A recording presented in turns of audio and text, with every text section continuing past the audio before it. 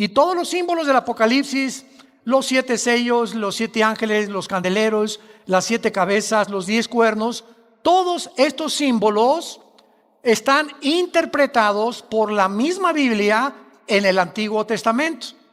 Entonces, si queremos interpretar el Apocalipsis, tenemos que conocer el libro de Daniel, Zacarías, Joel, que son los libros relacionados con los símbolos del Apocalipsis. Venimos al Nuevo Testamento y encontramos a Jesús contando parábolas. ¿Qué son las parábolas? Son ejemplos que comparan algo con otra cosa. El sembrador salió a sembrar, sembró la semilla, una cayó junto al camino, otra en espinas y otra en las rocas. Y toda la gente que oía estas historias de Jesús se quedaban así. Qué bonito, parece un cuento para un niño, para dormirlo antes de que se duerma. Pero detrás de la semilla, de las espinas, de las piedras, del sembrador, se encontraban misterios. Se encontraban secretos de Dios escondidos detrás de un lenguaje común y corriente, por lo cual Cristo, con Mateo 13, agarra a los discípulos, se los lleva aparte y les dice: a ustedes, o sea, aquí a ustedes, les es dado el conocer los misterios del reino de Dios. Imagínense el privilegio que tenemos de poder leer la Biblia y comenzar a entenderla simplemente porque tenemos al maestro de maestros, que es el Espíritu Santo. Entonces, una persona que venga a la Biblia y tenga 5 doctorados en filosofía y letras, en ciencias políticas, lo que tú me quieras decir, choca contra el lenguaje de la Biblia, porque es un lenguaje encriptado, es un lenguaje escondido, es una sabiduría, dice 1 Corintios 2, escondida desde antes de la fundación del mundo para nosotros. ¿Quiénes somos nosotros? No los que hemos creído en Jesús nada más, los que le siguen. Porque una cosa es que creas que Jesús es Dios y otra que le sigas todos los días de tu vida. Entonces, a los que siguen a Jesús todos los días, les es dado que el Espíritu Santo les abra esto que tenemos aquí cerrado, con programas del mundo, qué evolución, qué filosofía, qué transgénero, qué esto y qué el otro. Y todos esos programas son sacados de nuestra mente para volver a meter el programa de Dios y poder ampliar nuestra capacidad de conocimiento y de inteligencia que solo puede venir de la Biblia. ¿Qué tiene que ver el templo, el velo del templo que vamos a ver a continuación, con el calendario de Dios? Es el misterio que tenemos que resolver. Dice Mateo 27, 50 y 51. Mas Jesús, habiendo otra vez clamado a gran voz, entregó el Espíritu. Y se abrieron los sepulcros, y muchos cuerpos de los santos que habían dormido se levantaron. Y aquí, versículo 51, que el velo del templo se rasgó en dos, de arriba hacia abajo, la tierra tembló y las rocas se partieron. Cuando Jesús muere en la cruz, pasaron fenómenos sobrenaturales, encriptados, como un misterio, como en este caso vamos a estudiar por qué el velo del templo judío se rasgó no de abajo hacia arriba como se rasga cualquier tela, sino que se rasgó de arriba hacia abajo. ¿Y qué tenía que ver con la muerte de Jesucristo? Y lo más importante, con el calendario de Dios. ¿Qué tiene que ver ese velo roto con el calendario o la época en la que nosotros nos encontramos? Muy bien, abordemos sorprendentemente este misterio. Una de las controversias más grandes que hay en la teología es la fecha exacta en que comienza el Nuevo Testamento. Unos enseñan que el Nuevo Testamento comenzó cuando Jesús nació, olvidándose que cuando Jesús murió y vivió, lo hizo bajo el Antiguo Testamento. ¿Ok? Entonces, desde que comenzó la ley en el monte Sinaí hasta la cruz del Calvario, Mateo, Marcos, Lucas y Juan, los 4 evangelios se encuentran bajo el Antiguo Testamento. Cristo nació bajo la ley, Gálatas capítulo 3. Cristo vivió bajo la ley, Cristo cumplió la ley y cuando murió, murió aproximadamente a los 33 años. Ahora muy bien, si el Nuevo Testamento comienza con la muerte de Jesús, tendríamos que agregarle a nuestro calendario 33 años. En otras palabras, nos tendríamos que encontrar en el año 2033. Vean ustedes ahorita, ya se están dando cuenta más o menos de la confusión. Cuando llegó el año 2000, hace 19 años, nos encontramos en el año 2019. ¿Se acuerdan ustedes que comenzaron a decir que iba a acabarse el mundo, que ya se cumplían los 2000 años de la época de la gracia, que son los que el calendario profético de Dios indica, porque en 6 días Dios creó el cielo y la tierra, el 7º descansó, pero un día, dice el Salmo 90 y 2 de Pedro, es como 1000 años para Dios. Entonces, hay 6 días de la creación, pero hay un simbolismo de 1000 años por cada día de la creación. En otras palabras, si Dios creó al mundo en 6 días y 1000 años es como un día para Dios, entonces van a haber 6000 años de historia. Y en estos 6000 años de historia, el 7º, o sea, el año 7, es cuando Cristo reina aquí en la tierra y son las vacaciones del cristiano. El día 7º es para nosotros el descanso, los últimos 1000 años. Y vamos otra vez a poder entender esto. Cuando Abraham nació, de Adán a Abraham hubo 1948 años. Qué interesante que Israel el siglo pasado regresa a su tierra. ¿En qué año? En el año 1948 de Cristo a nuestros días, desde luego. Y en el año 1948 se funda Israel.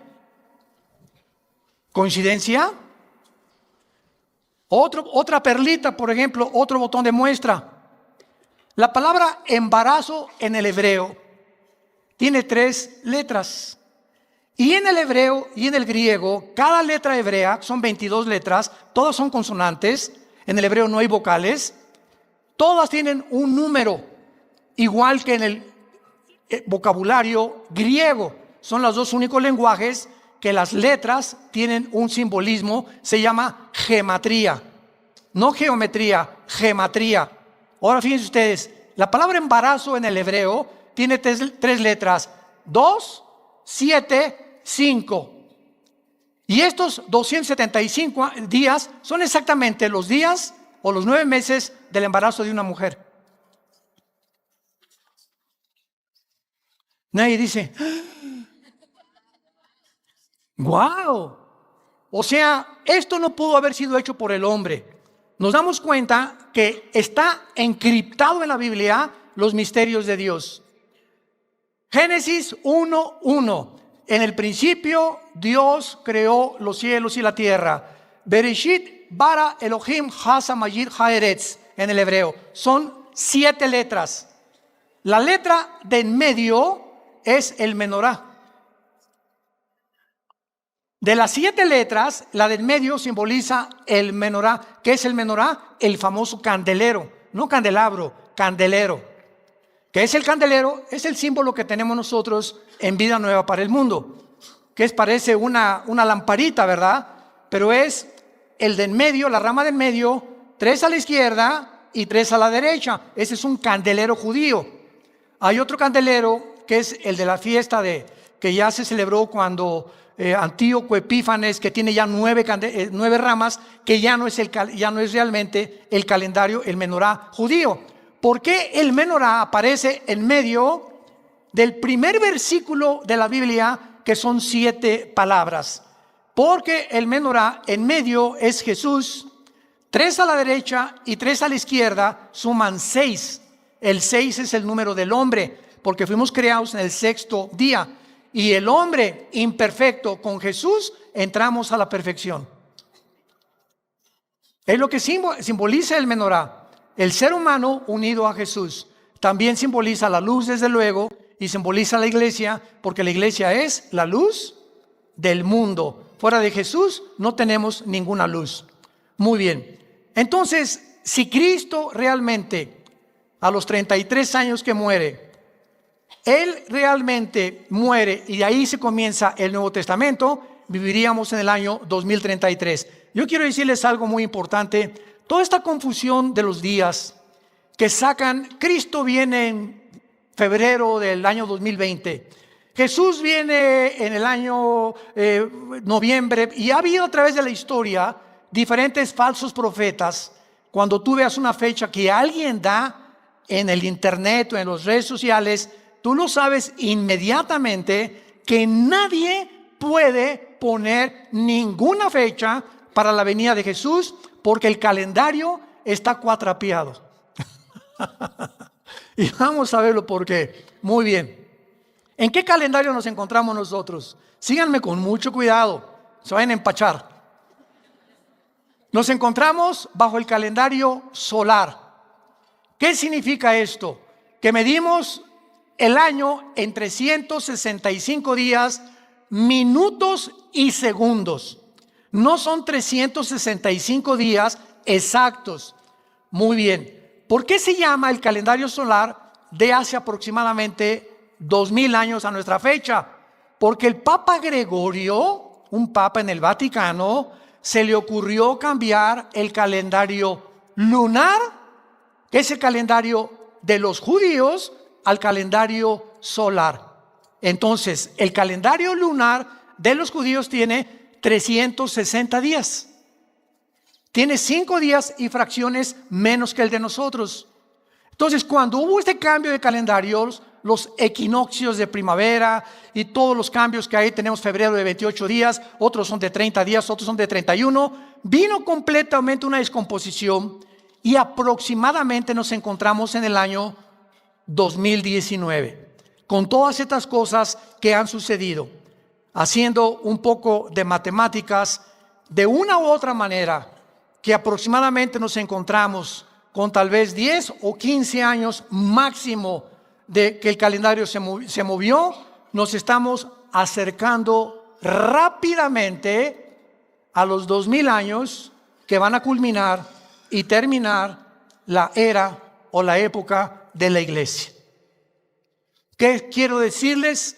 Que si realmente hay un cambio de 10 o 11 años, nos encontramos antes de la venida de Cristo, a más tardar en el año 2028.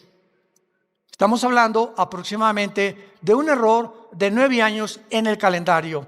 Pero vamos a profundizar un poco más antes, porque no estamos poniendo ninguna fecha. Estamos viendo cómo están los años perdidos del calendario lunar al calendario solar. Lo único que sabemos es lo siguiente: de Adán a Cristo hubo 2000 años, 4000 años, perdón. Desde Adán hasta la cruz hubo 4000 años. Faltan 2000 años, que son la época de la iglesia, que interrumpió el calendario del Antiguo Testamento. Y al acabar la época de la iglesia, viene el arrebatamiento. Dios nos saca de este mundo y Dios regresa a los 7 años que le faltan al Antiguo Testamento, la semana 70 de Daniel, que son los 7 años de la tribulación. Porque ha habido tanta confusión teológica en la escatología de por qué cristianos creen que la iglesia va a pasar la tribulación, otros que la iglesia no va a pasar la tribulación, porque no han entendido que no podemos pasar la tribulación, porque si pasamos la tribulación, entonces Dios sigue tratando con la iglesia y no con Israel. Vayamos al libro de Daniel, en el Antiguo Testamento, capítulo 9. Y todo esto nos puede ayudar a resolver este misterio del templo y por qué la rasgadura del templo, del velo, nos implica claramente que ahí fue cuando se rasgó el templo después de la muerte de Jesús, que ahí comienza el Nuevo Testamento. No los 33 años de la vida de Jesús, porque Él estuvo bajo la ley. Daniel 9, versículo 24 y 25. Daniel se encuentra en Babilonia y comienza Daniel a estudiar el libro de Jeremías. El profeta Jeremías anunció claramente que los judíos iban a estar exiliados en Babilonia 70 años. Entonces Daniel, examinando las escrituras, descubre en el capítulo 9 que él realmente se encuentra casi a 1 o 2 semanas de que se cumplan los 70 años de la cautividad que profetizó Jeremías. Entonces Daniel se mete a su cuarto y se hinca. Y todo el capítulo 9 es casi una oración hermosísima de Daniel, pidiéndole perdón a Dios por los pecados de Israel, etcétera, etcétera. Y Daniel le pregunta a Dios: oh Señor, dime ahora que se cumplan estos 70 años, ¿cuál es el futuro de tu pueblo Israel? Entonces Dios manda un ángel, no un querubín ni un serafín, sino un ángel, un mensajero. Y antes de que llegue a la tierra, en el capítulo 10, lo interrumpe un principado satánico en el aire al ángel de Dios. Esta oración de Daniel duró 3 semanas. En esas 3 semanas, Daniel tuvo una dieta de legumbres nada más y agua. Y durante esas 3 semanas que tardó en llegar el ángel al planeta Tierra, nos damos cuenta que en el momento que entramos a orar y en el momento que nos hincamos a orar, entramos en la guerra espiritual. En el momento que tú te hincas y comienzas a orar por tus hijos, por México, por tu salud, por tu trabajo, en ese momento estamos batallando en la dimensión espiritual contra principados, gobernadores, huestes espirituales de la maldad en regiones celestes, que de alguna forma van a tratar de impedir o bloquear que Dios te conteste rápido o que no te conteste. Y Dios va a permitir muchas veces esta oposición para poder determinar cuánto realmente anhelamos lo que le estamos pidiendo. Un ejemplo, como papás, llega Pepito: papá, dame un chocolate. Shh, chamaco, no me estés molestando ahorita. Papá, dame un chocolate. Shh, que le dije que no me esté molestando. Pero si Pepito sigue 4 o 5 veces: papá, quiero un chocolate, para que me deje molestar, mira, chamaco, toma, ya vete. Y esta historia la contó Jesucristo con la viuda, ¿se acuerdan? Que había un juez injusto y que iba a esta viuda a pedirle a Dios: Señor, hazme justicia. Y dice Cristo en esta historia: yo les digo que por la interferencia que esta viuda estaba tratando de hacer en el juzgado y por la solicitud que ella tenía, le concedieron su favor y su petición. Así mi Padre hará todas las cosas a ustedes con oración, ruego y súplica. Filipenses capítulo 4. Tú no puedes llegar a Dios: Señor, te pido por mi esposa, por la foca que tengo ahí, para que la calmes. Te pido por mi esposo, Señor, o te pido por el trabajo, 1 o 2 veces y ya no lo volviste a pedir jamás. Te pido por la salvación de mi hijo, padre de mi hija. ¿Cuántas veces pides por la salvación de tus hijos que no tienen la salvación de Jesús? Por la forma como lo pides y la solicitud que tú tienes, ¿tú crees que Dios va a creer que realmente quieres ver la salvación de tu hijo? Entonces vemos nosotros en el ejemplo de Daniel que en estas 3 semanas hubo una guerra espiritual. Muy bien, por fin el ángel llega, pisa la tierra y le dice a Daniel, capítulo 9, versículo 21, aún estaba hablando en oración, o sea, ya casi al terminar su oración, cuando el varón Gabriel, que es el mensajero que también le anunció a María que iban a ser Jesús, es el mismo mensajero de Dios, a quien había visto en visión al principio volando con presteza, vino a mí como a la hora del sacrificio de la tarde y me dio a entender y habló conmigo diciéndome: Daniel, he salido para darte sabiduría y entendimiento. O sea, el ángel bajaba del cielo, del mismo trono de Dios, para darle a Daniel un entendimiento, un conocimiento, una sabiduría no humana. Le iba el ángel a declarar a Daniel cuál era el plan de Dios para Israel en el futuro. Al principio de tu ruego, versículo 23, le dice el ángel: me fue dada la orden, y yo he venido para enseñártela porque tú eres muy amado. Entiende pues la orden y entiende la visión. Y del versículo 24 al 27 se encuentra la profecía más importante de todo el Antiguo Testamento, porque es la única vez en todo el Antiguo Testamento en el que Dios da la fecha de cuando Jesús iba a venir al mundo en su primera venida. Cosa que en la segunda venida sigue velado en un misterio, cuando regresa Jesús. Y vean ustedes esta profecía asombrosa que nos ayuda a determinar el tiempo en que nos encontramos. 70 semanas, le dice el ángel, están determinadas sobre tu pueblo y sobre tu santa ciudad. Esta profecía es para Israel, nada más para los judíos, y además para la ciudad de Jerusalén, porque Jerusalén es el ombligo de Dios. Ya vimos en la clase anterior que es posible que allí estuvo en Jerusalén el huerto de Dios. Pero la Biblia dice que en Irak y en el Tigris, hermano. Génesis 2:10, sí, pero acuérdense que después del diluvio se restauró completamente y se volvió a conformar la geografía política del Medio Oriente. Tampoco los continentes como los conocemos ahorita estaban separados, América de África, Europa, Australia, etcétera, etcétera, sino que todo era la misma masa de tierra. Y entonces se separa Europa de América, el continente americano, el África, etcétera, etcétera. Y las divisiones de los continentes que actualmente tenemos no existían antes del diluvio. Entonces, si vemos el Medio Oriente, no existía Irak y Siria, era la Mesopotamia. Irak, Siria, Jordania eran todo lo mismo junto con Israel.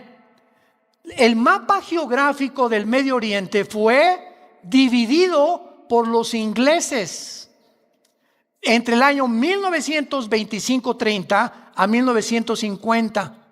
En menos de 25-30 años se formó Egipto, Líbano, Israel, Jordania, Siria e Irak.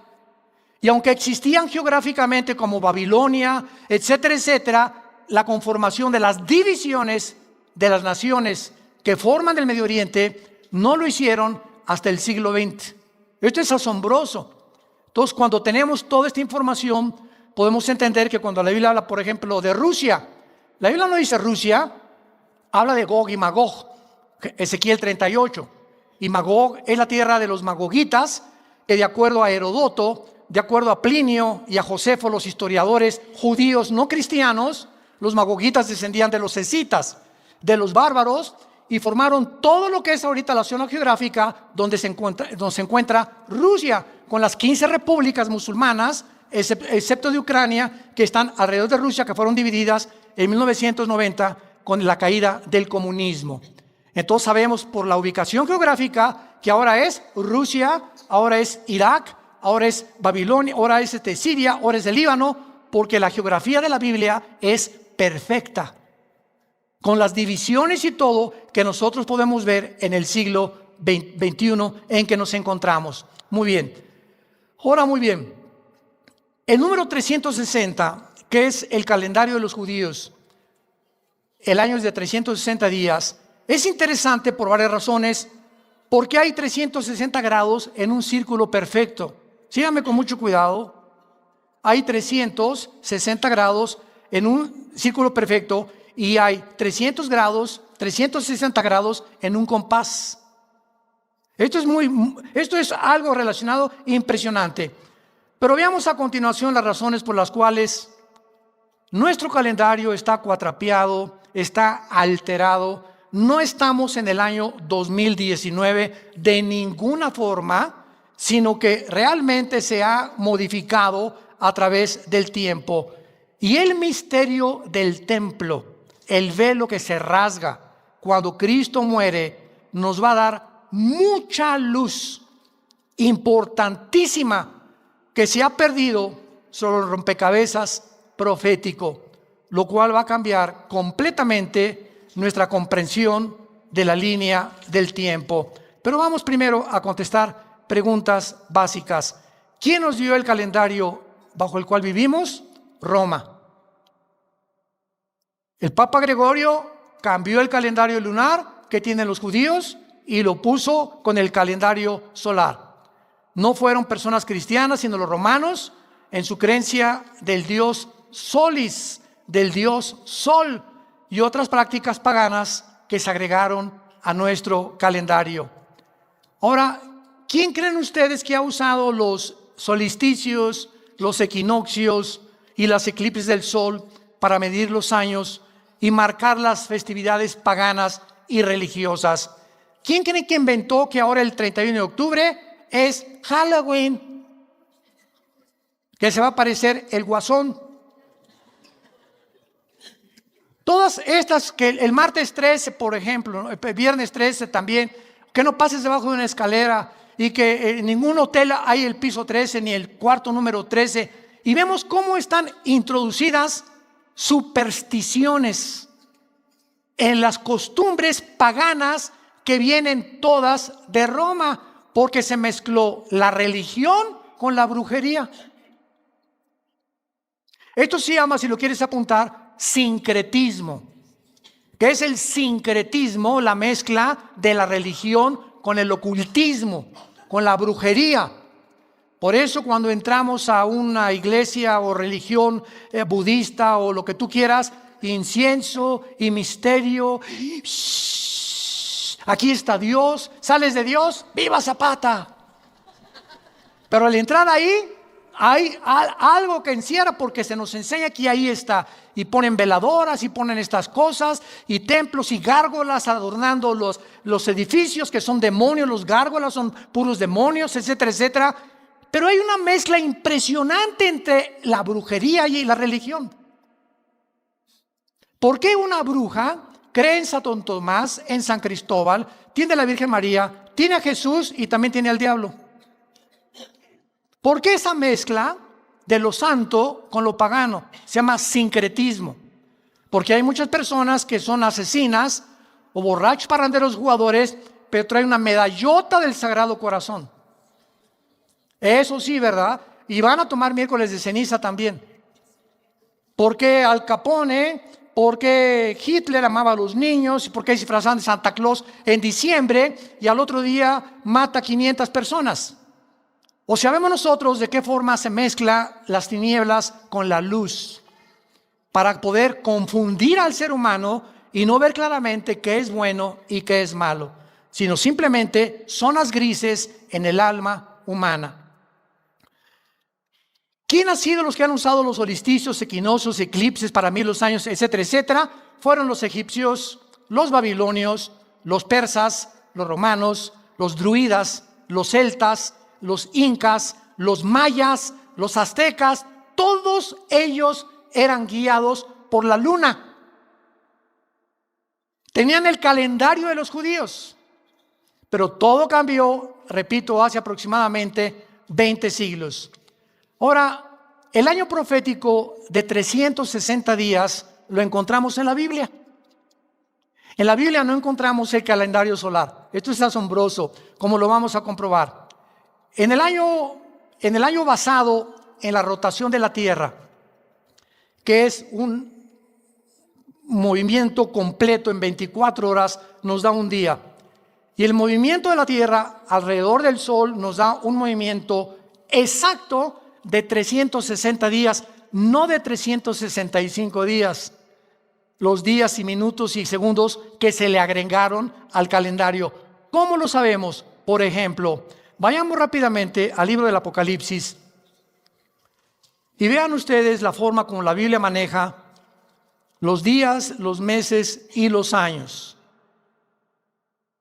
Por ejemplo, en Apocalipsis 11, versículo 2, se nos está hablando que la gran tribulación, esos 7 años que vamos a regresar a Daniel 9 de la profecía de las 70 semanas que se dieron en Israel, que son 70 semanas de años, estas semanas son de 360 días, e Israel tenía el calendario de 360 días, y cuando la Biblia menciona en Apocalipsis 11:2, el patio que está fuera del templo, déjalo aparte.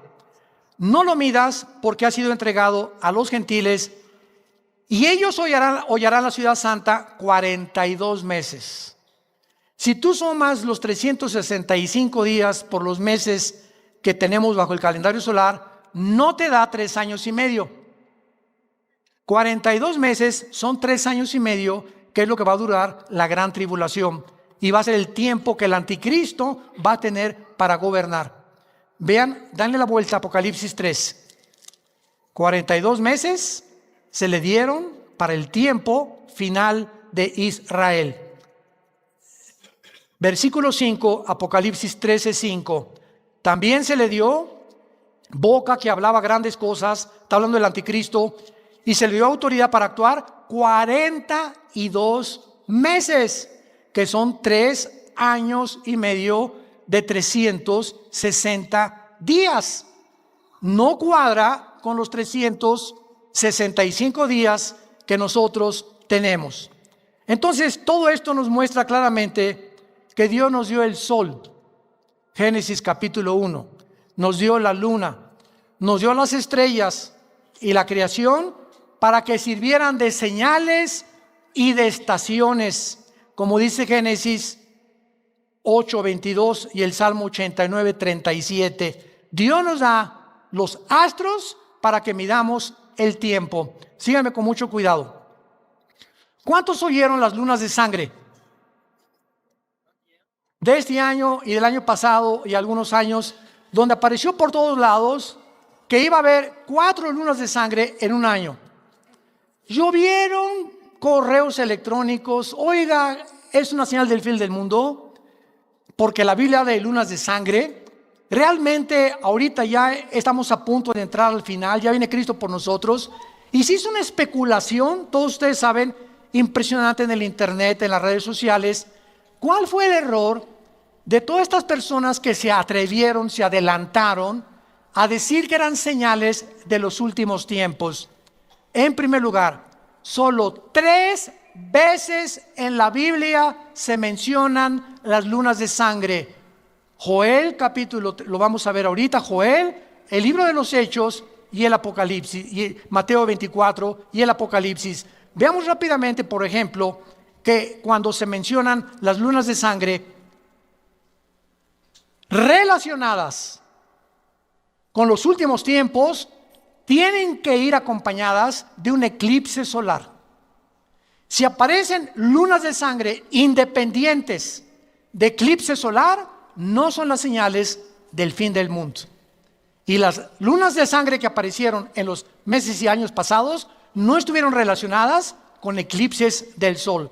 Veamos, por ejemplo, esto en Isaías capítulo 13, en el Antiguo Testamento, que son pasajes donde están hablando del fin del mundo. Isaías 13, del 9 al 10. He aquí el día de Jehová. Ojo, cada vez que ustedes, estudiantes de la Biblia que me escuchan, cada vez que ustedes vean en el Antiguo Testamento la frase el día de Jehová, el día del Señor o el día de la ira, siempre, sin excepción, se refiere a los 7 años de la tribulación o a la semana 70 de Daniel, que no hemos acabado de poder especular y de poder investigar. Entonces, el día de Jehová son los 7 años que vienen al mundo de la tribulación. He aquí viene de indignación, ardor, de ira para convertir la tierra en soledad, raer de ella a los pecadores, por lo cual las estrellas de los cielos y sus luceros no darán luz, el sol se oscurecerá al nacer y la luna no dará su resplandor. Aquí está hablando de cuándo, del tiempo de la tribulación. Ahora vayamos al libro de Joel. Y aquí es donde nos da la clave Joel y el libro de los Hechos acerca del gran error que se cometió de asociar las pasadas lunas de sangre con el fin del mundo. Dice en Joel capítulo 2, versículo 29 al 31. Y también sobre los siervos y sobre las siervas derramaré mi espíritu en aquellos días, y daré prodigios en el cielo, en la tierra, sangre y fuego y columnas de humo. Mucha atención. El sol se convertirá en tinieblas y la luna de sangre. Esta es la primera vez en el Antiguo Testamento que se asocia una luna de sangre con un eclipse de sol. Y vamos a ver lo que nada más 3 veces aparece en toda la Biblia. En Isaías ya vimos que son luceros y todo, y nunca aparece la luna de sangre. Pero aquí aparece el sol con la luna de sangre antes que venga el día grande y espantoso de Jehová. ¿Cuándo va a ser esto?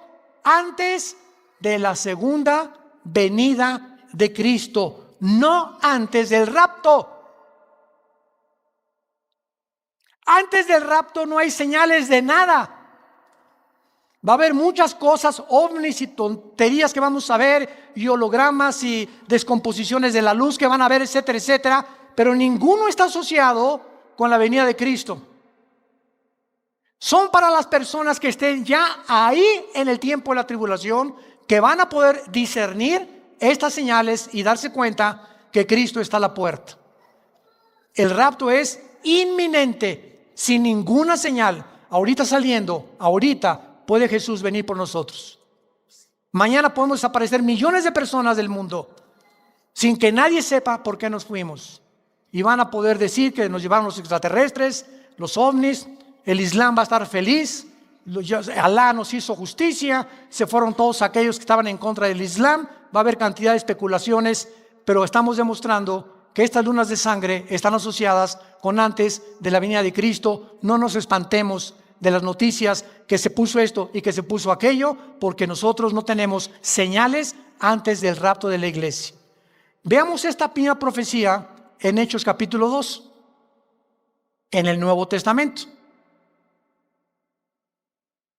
En Hechos capítulo 2, el apóstol Pedro está explicando cuando se forma la iglesia, no el Nuevo Testamento. Vamos a ver, el Nuevo Testamento comienza cuando se rasga el velo. La iglesia comienza en Pentecostés.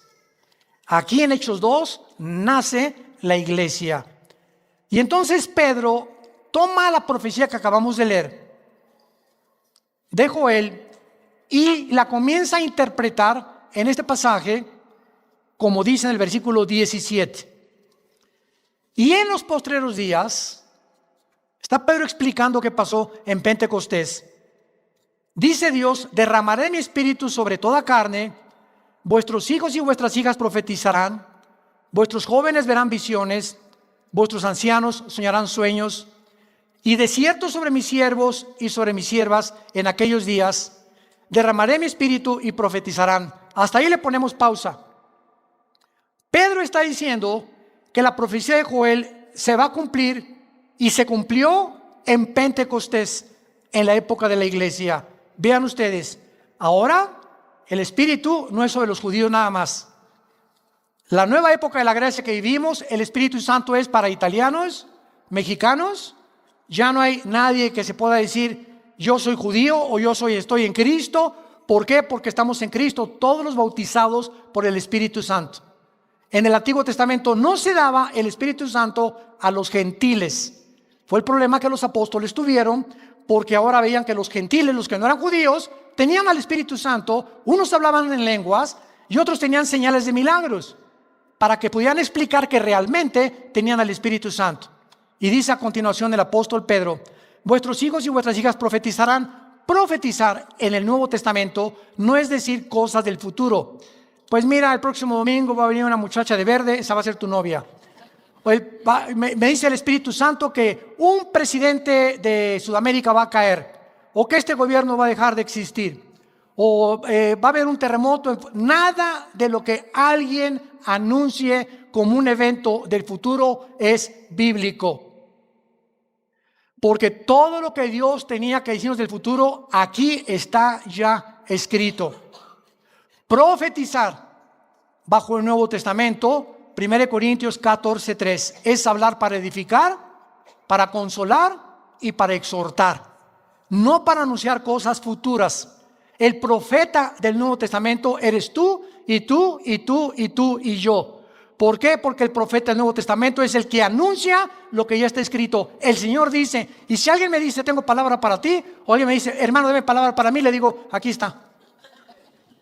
¿Quieres palabra? Aquí está en la Biblia. Yo quería una palabra especial. Aquí está, no seas flojo y lee la Biblia para que Dios te la dé. Entonces, esta profecía, si no la entendemos, pues hay tantas malas interpretaciones que se han hecho. Y ahora pues dicen que verdad que hay profetas mujeres, ahora hasta apóstoles mujeres ya hay, Virgen de todos los santos. Vuestros jóvenes verán visiones y vuestros ancianos soñarán sueños. Ahora bajo el Nuevo Testamento no significa que nos guiamos por sueños, sí significa que muchos sueños que nosotros tenemos que pedirle a Dios la confirmación. Si un sueño se repite más de 2 veces, puede ser que sea de Dios. Y siempre que tenga su relación o esté apoyado o respaldado por el filtro de la palabra de Dios. Ahora vean ustedes lo que dice en el versículo 19 al 21, que esto se va a cumplir antes que venga Cristo, lo vamos a demostrar. Y daré prodigios arriba en el cielo, señales abajo en la tierra, sangre y fuego y vapor de humo. El sol se convertirá en tinieblas y la luna de sangre. Esta es la segunda vez en la Biblia que se asocian la luna de sangre con el eclipse solar antes que venga el día del Señor. ¿Cuál es el día del Señor? El tiempo de la tribulación. Antes que venga Cristo por segunda vez, estas señales se van a ver. Estas señales, tú y yo no las vamos a ver. Adiós mundo cruel, ya nunca te veré. Adiós, nos desaparecemos completamente. Y ahora para terminar, veamos nosotros entonces el inicio del Nuevo Testamento. Muy bien. El tabernáculo era un rectángulo donde en Éxodo 25 Dios le dijo a Moisés, constrúyeme un tabernáculo o una tienda de campaña para que yo habite en un cuarto. El tabernáculo era un cuarto, el lugar santísimo. Y aquí en este cuarto había un velo. Y junto al velo, o sea, el otro cuarto era el lugar santo. En el lugar santo entraban todos los sacerdotes, descendientes de Aarón y de la tribu de Leví, nada más. Pero en el lugar santísimo, ahorita esta semana se celebró Yom Kippur en Israel, el día de la expiación, que se celebra en septiembre, octubre. Y entonces el sacerdote en el lugar santísimo solamente podía entrar una vez al año, entraba al lugar santísimo, nada más una vez al año en Yom Kippur, en la fecha que está celebrando ahorita en Israel. Y ahí el sacerdote, había un propiciatorio con un altar, con 2 querubines, donde derramaba la sangre una vez al año, y el pueblo de Israel les eran cubiertos, no perdonados, cubiertos sus pecados. Cuando Cristo muere, el velo que separaba el lugar santo del lugar santísimo se rompió de arriba hacia abajo, indicando y simbolizando el Espíritu Santo, que ahora ya no era una sola persona el que podía interceder por nosotros, sino que cuando Cristo muere en la cruz, se rompe el velo, dándonos a entender, Hebreos 10, que ahora la entrada al lugar santísimo, al trono de Dios, es para todos. Gloria a Dios.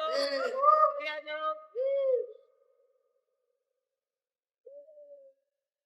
La rotura de este velo simbolizaba que el Antiguo Testamento quedaba completamente obsoleto, que la ley quedaba fuera, entrábamos un periodo de gracia, donde ahora tendríamos a Dios morando dentro de nosotros. Ahora el altar está aquí en el corazón, ya no hay altares.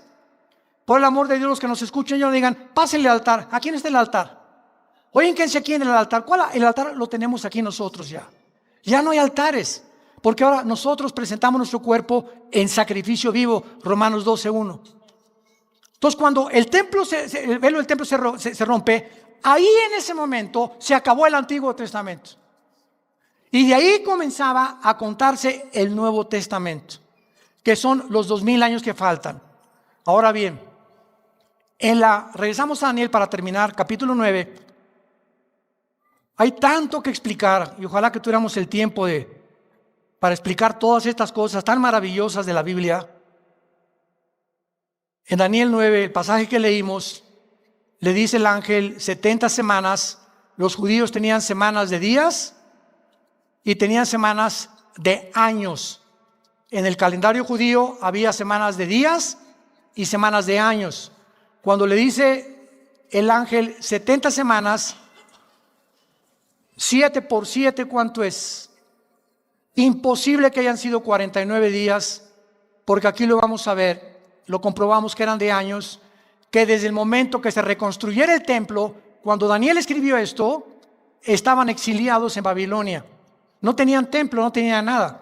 Y el libro de Nehemías, capítulo 2, cuando los persas conquistaron a los babilonios, el rey Ciro de Persia autoriza a Nehemías regresar a reconstruir Jerusalén.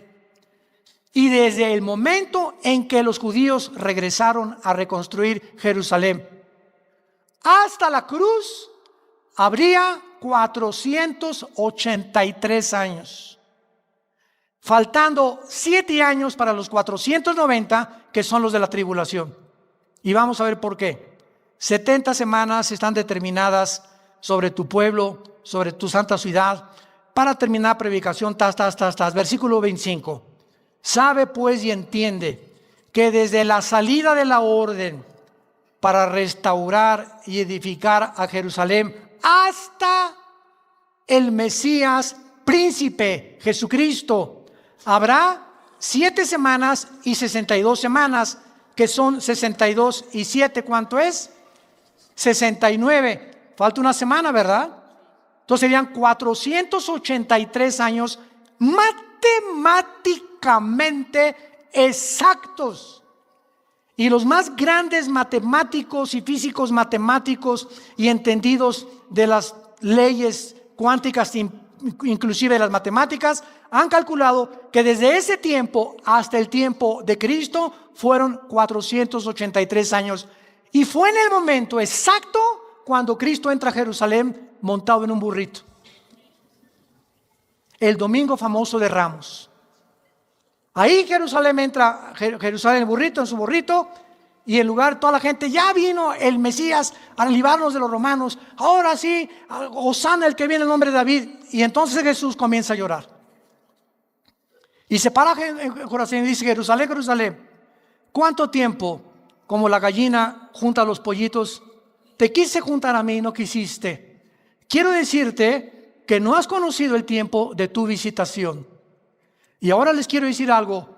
Baruch Hashem Adonai Eloheinu, en el hebreo, que significa bendito sea, hasta que yo regrese, me van a decir bendito el que viene en el nombre del Señor, que será hasta la segunda venida al acabar la tribulación. Ahí se paró el reloj profético de Israel y le faltan 7 años, porque Dios dice, Romanos 9, 10 y 11, no ha acabado con los judíos. Ahorita como nación regresaron en el 48, el reloj profético comenzó otra vez a funcionar desde el 48 del siglo pasado hasta que venga la tribulación, y cuando venga la tribulación nosotros no podemos estar aquí.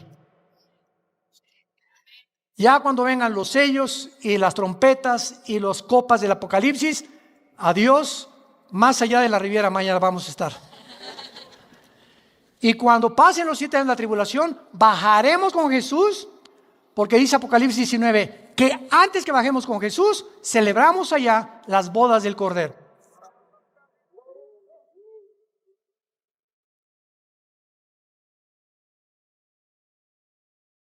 Y para terminar, para los que creen que el rapto y la segunda venida es el mismo evento, están lejísimos de la interpretación de la palabra de Dios. Porque claramente en Apocalipsis 19 dice que las bodas del Cordero son antes que bajemos, cuando Cristo baja a juzgar al anticristo y a destruir a los ejércitos del anticristo. Así que el rapto tiene que venir antes, porque los 7 años le pertenecen a Israel y no a nosotros. Y la pregunta final es, ¿en qué tiempo nos encontramos? Yo se los digo con todo mi corazón. Dice Mateo 24, cuando Cristo contesta las preguntas: danos señal de tu venida, ¿cuándo vas a venir? O del fin del mundo. Cristo dice: oirán de guerras y rumores de guerras, se levantará nación contra nación. Hasta el siglo XX son las primeras 2 guerras mundiales. No es hasta el siglo XX, siempre ha habido guerras. Dice el Instituto para la Investigación de la Paz en Suecia y Estocolmo que de todos los 6,000 años de historia que llevamos aproximadamente, ha habido 25 años de paz. De 6,000 años de existencia, 25 años de paz. El mundo ha sido historia de guerras, toda la historia y todas las épocas. Guerras, golpes de estado, revoluciones, divorcios, pleitos, pues todo ha sido lo que hemos visto hasta ahorita. Y dice la Biblia para terminar: y esto será el principio de los dolores. ¿Dónde nos encontramos? Se los digo sinceramente, nos encontramos entrando al principio de los dolores. Y las evidencias más grandes son los cambios climatológicos. El planeta Tierra tiene una neumonía terminal. Todo está ya contaminado, ya no hay primavera, verano, otoño, invierno. Pero el termómetro de Dios en la moral es el matrimonio. Y cuando hemos llegado a redefinir el matrimonio, ya no es entre un hombre y una mujer, ahora es entre hombres y entre mujeres. Hemos llegado al final de la historia. Porque es el matrimonio el fundamento de la sociedad. La familia es la que forma una nación. Y una sociedad está formada por familias. Por eso es la institución más santa y más sagrada que existe, el matrimonio. Por lo cual tenemos mucho que luchar por ello. Y poder ayudar a muchos de ustedes a que fortalezcan su matrimonio y a que sepan cómo tratar a tu esposa. ¿Por qué la esposa se siente como se siente? ¿Por qué nosotros nos sentimos como nos sentimos? Etcétera, etcétera. Porque ignoramos la voluntad de Dios. Y estos seminarios que tenemos cada año, también los tenemos entre el año, son para guiar a la familia y entender que nos encontramos al borde de una tercera guerra mundial y nos encontramos al borde de la desaparición de millones de personas que se llaman cristianos, que vamos a partir con el Señor. La Biblia dice: prepárate para encontrarte con tu Señor. Pregunta en esta tarde: ¿estás tú preparado para encontrarte con Dios? Si ahorita saliendo de este lugar, Cristo todavía no viene, pero una bala perdida, un accidente, una embolia cerebral, un ataque al corazón, nadie puede decir: mi vida está asegurada. Nadie sabe si mañana amanecemos. Y si tú no estás seguro, asegúrate en este momento de recibir a Jesucristo en tu corazón. Oremos. Entonces ahorita, casi 2,000 años después de historia, tenemos nosotros que ya se están agrupando. Por un lado, claramente, como decimos en mi tierra, son lobos de la misma loma. Tanto Black Lives Matter, Hamas, Hezbollah, los Houthis, los talibanes, BlackRock, las compañías masivas de televisión, todos los grupos Antifa, todos los grupos de izquierda, las protestas estudiantiles, todo está completamente ya de un lado, unido como si fueran una sola cabeza, como si alguien o un solo espíritu los estuviera uniendo en contra de la nación de Israel. Cuando vimos que ya Noruega, España, Irlanda hace unos días abogaron porque Israel fuera acusado otra vez de genocidio, cosa que ya la Corte Internacional demostró en la primera demanda de Sudáfrica que no era verdad, que no hay posibilidad de acusar de genocidio, porque para que haya genocidio tenemos que entender la etimología de la misma palabra, que significa, ¿verdad?, atacar con premeditación, alevosía, ventaja o venganza a un grupo étnico, a una nación, cosa que Israel no ha hecho. Entonces, cuando vemos todas estas opiniones volcadas en el mundo, tenemos que descubrir lo que la Biblia dice. En Zacarías capítulo 12, versículo 2 al 3, está claramente explicado que Jerusalén se convertiría en una piedra pesada para todos los pueblos, que sería rodeada por todas las naciones, y entonces vendría el fin. Así que esta conglomeración, esta unificación de organizaciones, sociedades secretas, gobiernos políticos, etcétera, etcétera, no es una coincidencia. Hay detrás de todo esto un movimiento espiritual fortísimo que nos está hablando que estamos acercándonos realmente a la culminación de la historia humana. Así que el hecho de que estas naciones estén proponiendo que haya 2 estados dentro del territorio de Israel es de veras, es algo patético, es risible, es un circo, porque todas las naciones o son muy ignorantes o realmente, como estamos diciendo, el poder detrás de ellas se encuentra maléficamente y malignamente llevadas a una meta de la destrucción de Israel, porque la solución de 2 estados es imposible, y ya lo dijeron los palestinos y lo dijo Israel, por el amor de Dios. Ni los palestinos quieren un estado dentro de Israel, porque quieren todo el territorio de Israel, no quieren Jerusalén, quieren toda la parte de Jerusalén, y los judíos nunca de los nunca van a permitir esto, porque significaría su propia autodestrucción. Así que todos los que están abogando por que haya 2 estados dentro de Israel y que se independice y que le den un lugar en las Naciones Unidas a Palestina como una nación, es absolutamente absurdo, psicopático, patético, ¿verdad? Algo completamente irracional, demostrándonos la enfermedad a la que el mundo ha llegado. Pero, o sea, lo que uno no entiende, ¿verdad? Claro, uno lo ve a la luz de las escrituras, ¿verdad? Yo creo que ahí los cristianos, pues, tenemos, digamos, ese trasfondo, ¿verdad? Que nosotros partimos a través de la Biblia. En el mundo no, en los países no, ellos no tienen la referencia bíblica, porque no la tienen, ellos tienen la referencia histórica, tal vez, o tienen el deseo de que un pueblo que ha sido oprimido y pobrecitos, ¿verdad? Y hay que darles, digamos, eso es como lo que, el sentimiento que se mueve. Yo veo que muchos, usted habló de muchas organizaciones que se han unido y estados y medios de comunicación, pero es un común denominador, siempre es como, creo yo, contra el capitalismo, contra el poderío, contra la democracia, ¿verdad? Ellos quieren más como, bueno, ojalá, ¿verdad? Como darle a los pobres, por lo menos la excusa, porque cuando llegan arriba, no lo hacen, llegan al poder, ¿verdad? Pero es como la excusa. Entonces, ¿cómo combatir eso, verdad? Pues nosotros no podemos usar la Biblia para llegar ante las Naciones Unidas, o sea, no nos van a avergonzar, nos van a decir no se vale, eso, o sea, ¿cómo un cristiano puede tener argumentos, ¿verdad? Profundos, buenos, razonables? Claro, y lo estamos mencionando, ¿verdad? O sea, no necesitan las naciones tener la Biblia, simplemente la historia, el conocimiento natural de la fundación, de cómo Joseimi, desde antes de la Segunda Guerra Mundial, que fue uno de los líderes más grandes, que después se unió con Yasser Arafat, se unió a los nazis para poder ya atacar y destruir a Israel. Ya desde antes de la Segunda Guerra Mundial, ya había una idea, una ideología, había un plan desarrollado maligno para destruir Israel. Y esto lo sabemos desde el principio de la historia, ¿no? Pero estamos recurriendo al siglo XX nada más.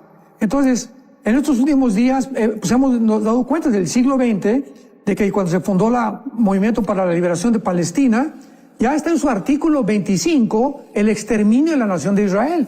Entonces, ¿cómo puede una nación tener de vecina a otra que quiere convertirse en una nación cuando te estoy diciendo te voy a matar?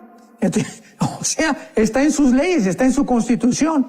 Entonces, ¿cómo puede Israel aceptar esto, que tengan las naciones un apoyo a un grupo de terroristas que quieren vivir dentro de su territorio, cuando acaban de demostrar el 7 de octubre del siglo XX la masacre que hicieron con más de 1,200 civiles, que esto es un genocidio realmente en toda la extensión de la palabra, y al mismo tiempo más de 100 rehenes que todavía mantienen, con niños de 8 meses que todavía los mantienen de rehenes. Entonces tiene que haber justicia, ¿verdad? Esta justicia, Dios la usa muchas veces a través de movimientos como el que estamos viendo. Israel no se puede quedar callado, el gobierno de Israel no puede cruzarse de brazos, la responsabilidad de todo gobierno es proteger al pueblo, de que no vuelva a hacer y a sufrir y experimentar lo que sufrió en el Holocausto hace 75 años de los nazis y lo que pasó el 7 de octubre. Y a través de esto, pues es lógico que en el momento en que Israel comienza a rodear a Gaza, como están ahorita en Rafa, tiene que haber muerte de civiles, miles de niños, miles de civiles, porque no es una guerra, es el intento de Israel por sobrevivir. Es una nación que tiene más de 2000 años tratando de sobrevivir. ¿Por qué? Porque ha sido atacada de una forma racista, de una forma completamente psicopática. Entonces, es lógico que Israel tenga que entrar en este grupo, ¿verdad?, de terroristas dentro de su territorio, como ahora me acabas de mencionar hace poquito que hubo una explosión en Rafa, donde murieron 42 civiles. Y tenemos que entender algo. Cuando hubo una explosión en el hospital de Gaza, ¿se acuerdan que todos sacaron en las noticias? Israel bombardeó el hospital de Gaza y mató civiles. Y una semana o 2 semanas después se aclaró el asunto. ¿Qué fue lo que realmente sucedió? Que un mismo cohete de los de Hamas se levantó y cayó en el hospital. Entonces ya se explicó que no fue los soldados los que mataron dentro del hospital a los heridos ni a los civiles. Y ahorita está pasando lo mismo con esto de Rafa. Hace 4 o 5 días es que ahorita bombardearon y se fueron contra los civiles, mataron a 42, inclusive un soldado egipcio. Y ayer acaba de explicar ya el Ministerio de Gobierno de Israel qué fue lo que pasó. Que mataron y con un dron a 2 de los comandantes de Hamas, y cerca de los comandantes de Hamas había un amontonamiento de armas incendiarias de Hamas, porque es lo que están haciendo. Se esconden detrás de escuelas, se esconden detrás de almacenes donde hay armas para provocar una explosión y convertirse en víctimas ante el mundo. Entonces, mataron a estos 2 comandantes y un incendio, cayó una chispa que explotó y entonces mató a estos civiles. Entonces no fue algo deliberado, tenemos que entender algo, no fue algo intencional de los judíos, son accidentes que suceden y muchas veces provocados por el mismo grupo terrorista de Hamas. Que tristemente estas cosas suceden. Bueno, Israel mató a uno de sus propios soldados, unos israelitas mataron a otros israelitas del mismo ejército creyendo que eran... Eso fue lo que fue la narrativa que se usó durante hace 3 o 4 días, sí, sí. Pero ya te dieron cuenta que no fue así. Sí, sí. Bueno, un poquito más cerca antes de empezar, que quiero empezar con este tema que está muy bueno, pero un país que usted ama muchísimo, al cual ha entregado su vida ministerial, México, va a entrar a elecciones el próximo domingo, entiendo. Ahora, no, digamos, nada más, no sé si está pasando lo mismo en México que está pasando en la mayoría de los países democráticos. Veo como que los países están partidos en la mitad. Exactamente a la mitad, como que la mitad es de un bando, la otra mitad es de otro. Lo vemos en Estados Unidos, lo vi allá en Costa Rica, estamos viendo en tantos lugares. ¿Está pasando lo mismo en México? ¿Cómo la ve? Exactamente lo mismo. Vuelvo a repetir, ¿verdad? No es coincidencia que todos los gobiernos de izquierda, todos a favor de la Agenda 2030, todos a favor del gobierno mundial, todos los grupos políticos, paramilitares, como Antifa, Black Lives Matter, todos los grupos que se están levantando. Ayer en México lanzaron bombas incendiarias, Molotov, en contra de la Embajada de Israel. No es coincidencia que todos estos grupos, asociaciones, etcétera, etcétera, que tengan y persigan el mismo fin. ¿Qué cosa es el fin? Un gobierno mundial. O sea, usando la izquierda, el totalitarismo, abolir las democracias, porque esto lo impediría, abolir completamente la libertad de expresión, abolir los códigos de conducta bíblicos. Tenemos que poner todo esto en una olla para darnos cuenta que es una olla express que está a punto de explotar. Así que esto está a punto de explotar. ¿Y por qué es coincidencial que todo esto se esté reuniendo persiguiendo el mismo fin? Porque es el fin que la Biblia nos explica, en el que acabará la humanidad. con un gobierno mundial, con un gobierno económico mundial, con un líder mundial, con 10 naciones uniéndose y gobernando a todas las demás naciones, robándole la soberanía nacional. Todo está completamente adelantado, escrito, porque la Biblia es la historia escrita por adelantada. Ok, entonces, no sé por dónde quiere comenzar, doctor, con este tema. O Roger, Tal vos vez recordar nada más que al más 1-469-781-1000, porque el doctor Alducin, después de este preámbulo que hemos hecho, hablando de todo esto que está pasando con Israel,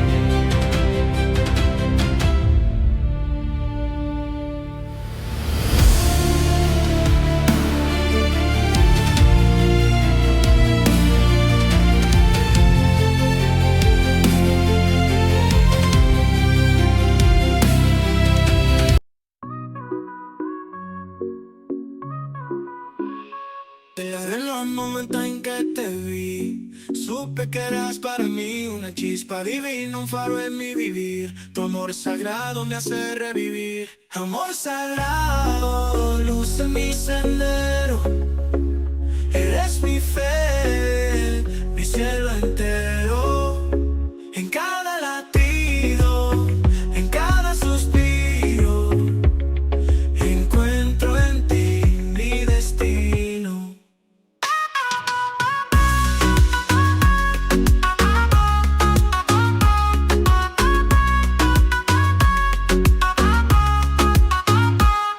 Tus ojos espejos de mi alma, en tu abrazo encuentro la calma. Eres mi refugio, mi paz, mi verdad. En ti descubrí la eternidad. Amor sagrado.